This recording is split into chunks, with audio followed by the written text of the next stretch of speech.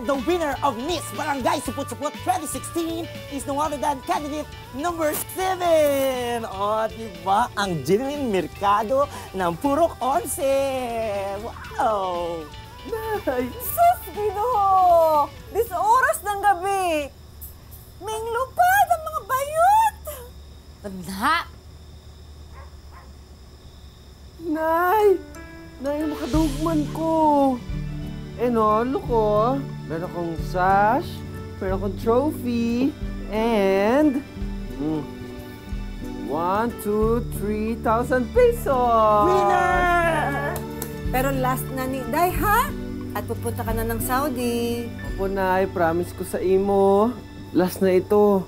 Buti nga, makakapagtrabaho pa ako sa Saudi for sure, 1 month pa bago makapagpadala ng pera sa inyo. Daghang salamat, anak, ha?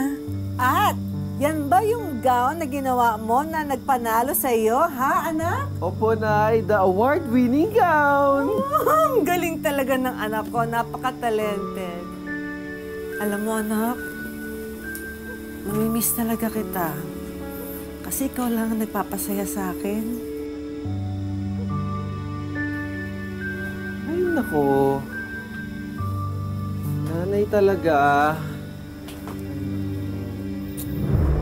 Nay, kailangan natin itong drama na to. Kung ba dapat nga, masaya tayo kasi makapagtrabaho pa nga ako sa Saudi. Uy, Bayot! Nadala mo ako ng pira, ha? Tsaka, ano bang in-applyan mo doon? Na trabaho? Di ba naman sinasabi sa amin? Basta. Ang basta? Star dancer na hairdresser? Ikaw talaga. Sastre? Alam ko na. Maglilinis ka ng puwet ng Arabo, no? Talagang bayot ka? Aga, ay naku, kumain ka na nga lang ng tinapay. At siyempre, yung pinag-aralan ko sa TESDA, yung carpentry. Unsa? Unsa, Day? Tama ba narinig ko? Sa kapal ng lipstick mong yan, magkakarpintero ka sa Saudi? Pag sure bayot, oy! Naku, siyempre. Why not? Yun naman yung pinag-aralan ko sa TESDA. Might as well, di ba? Proud ako sa inyo, anak. Naku, nabuwang ka na, Day. Uy, bayot. Bawal mga katulad nating aswang doon sa Saudi, ha? Huwag kang magpapakilalang manananggal ka doon. Kundi, naku, alam mo na. Naku, imbierna ka talaga. O sige na, magpapalalo na yung manananggal na to kasi may after party pa akong pupuntahan. Uy, sasama ako, Day. But before that, let's take a selfie first. Ganon.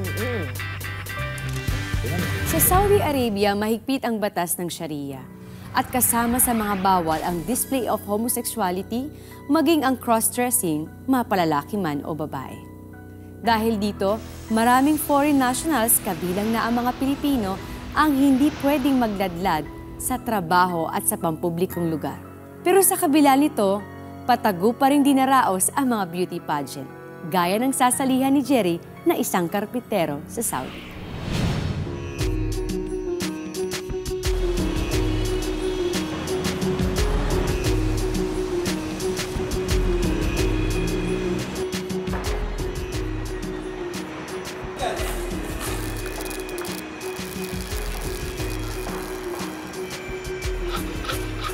Jerry! Oh!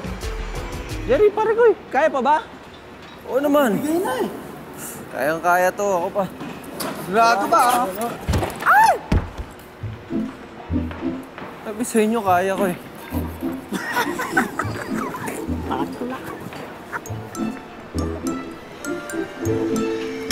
Oh, mga parts! Oras na para kumain! Lunch break na! Jerry, kain muna tayo. Yes, Foreman. Kain na! Ayun na.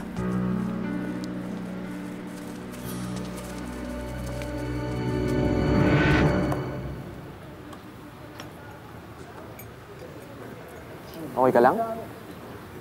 Uy, nakakadalawang buwan ka na dito sa Riyadh, ah. Okay lang naman. Kinakaya kahit medyo nakakapagod. Nakakarampot pa ang sweldo. Hindi nga natupad yung sinabi ng recruitment agency ko sa Maynila. Eh pare, Manny pala. Jerry, alam mo, sa akin nga rin, hindi natupad yung sinabi ng recruitment na sweldo ko eh. Pero okay lang, tiyaga-tiyaga lang para makaipon. Eh, ang balita ko, simula nung naipatupad yung Saudization Law noong 2013, pare, hirap na maglagi yung mga Pinoy dito. Ganun ba yun? Ganito kasi yan. Eh, yung mga matataas na pwesto, napunta na sa mga lokal na Arabo. Kaya natira sa atin, pare, mga may hirap na trabaho. Naku ba? Naku. Correct. Pero alam mo, mas gusto ko nang magtiis na lang dito kaysa sa Pilipinas. Alam mo, tama ka dyan. Pare, tama ka bro. Tama ka dyan. Salamat, pare, ah. Eh, gano'n lang talaga. Tiis-tiis lang kasi gusto kong mabigyan ng magandang buhay yung pamilya ko eh. Bakit? May asawa ka na ba, pare? Asawa? Sigil ako. Pre. Ano ka ba? Alam mo, meron nga akong pamilya sa Pilipinas. Meron akong nanay, meron akong kapatid na walang trabaho.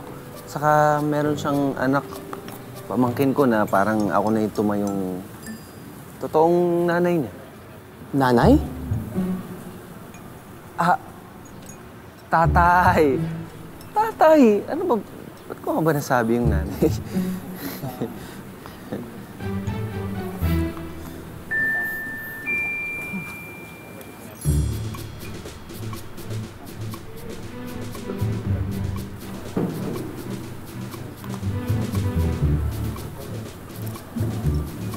Umamin ka.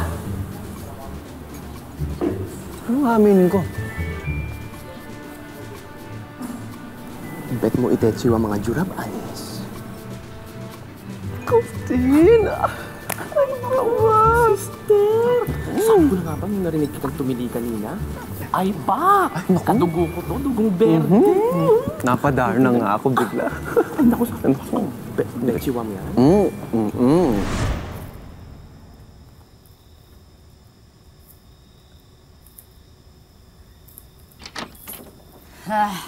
Shot, bukas ha. Thank you. Oo. The best ka talaga. Yes, oo. Bukas sagot niyo naman ha. Salamat sa libre. Ang sani. Wala na namang ulam. Dugay, napadami ang kain ng anak mo eh. Hindi niyo ako tiniran, Sus Mariosep. Lami man itong suma, no? Kaon! Di ba kayo nagsasawa sa suma na yan? Purgang-purga na ako sa suma na yan eh. O siya. O, bumili ka na makakain mo. Sige na. Sige na. O, ibalik mo yung sukli ko, ha?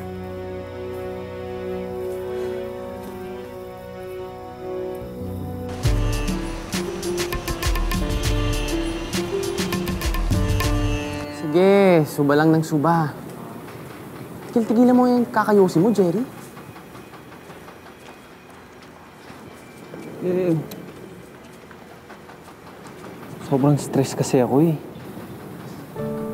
Stress. Laan ko, yung pamangkin mo, yung mudrakels mo, o yung sister mong living la vida loka-loka. Ako, tumawag yung pamilya ko sa akin. Kaya biglang na-miss ko yung Pilipinas. Nag-aalala lang naman ako sa pamilya ko. Ano naman pala? Ba't hindi ka na mag-ipon? Hindi yung pag-iyosi ang inaatupag mo. Ay naku, pag ikaw natuluyan. Tapos ang pangarap mo. Grabe ka naman. Sabi ko sa'yo. Robert.